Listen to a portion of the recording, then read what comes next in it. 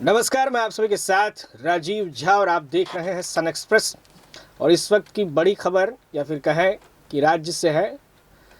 पश्चिम बंगाल विधानसभा चुनाव में तृणमूल कांग्रेस चीफ व मुख्यमंत्री ममता बनर्जी अब चुनाव आयोग से भिड़ गई हैं। ममता बनर्जी ने चुनाव आयोग पर गंभीर आरोप लगाए हैं। ममता के आरोपों पर चुनाव आयोग ने अपनी कड़ी प्रतिक्रिया दी है। इलेक्शन कमीशन की ओर से ममता बनर्जी को जो चिट्ठी भेजी गई है, उस चिट्ठी में चुनाव आयोग ने कहा है कि सभी पक्षों की शिकायतों को सुना जा रहा है, सभी की दलीलें भी सुनी जा रही हैं। चुनाव पूर्व तमाम दलों से बैठकें की। उप चुनाव आयुक्त सुदीप जैन ने सीएम ममता बनर्जी को एक चिट्ठी लिखी।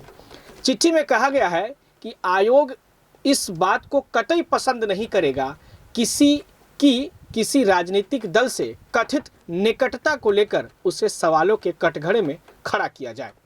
आयोग की ओर से कहा गया है कि 17 दिसंबर 2020 तक दिल्ली और कोलकाता में तृणमूल के प्रतिनिधियों से मुलाकात करने के बावजूद मुख्यमंत्री द्वारा आयोग को राजनीतिक दलों से मिलने का सुझाव देना गलत है।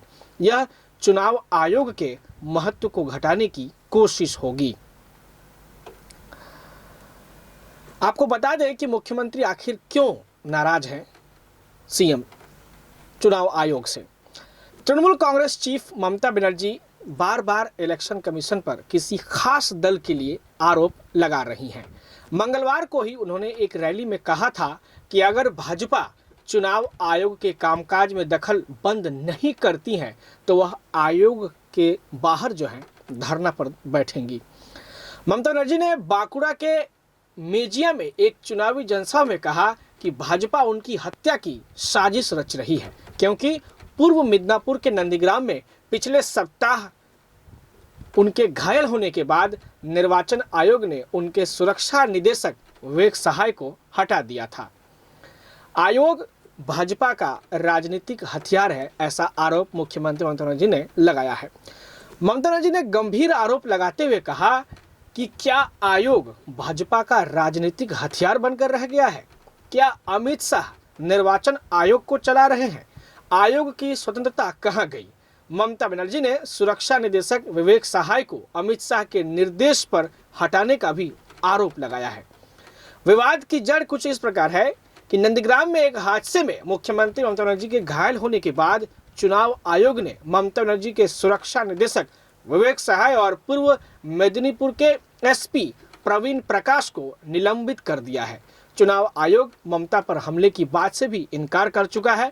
यह हादसा बताया गया है, लेकिन ममता बनर्जी व्हीलचेयर से चुनावी रैली कर लगातार अपने ऊपर कथित हमले को चुनावी मुद्दा बनाने की कोशिश कर रही हैं।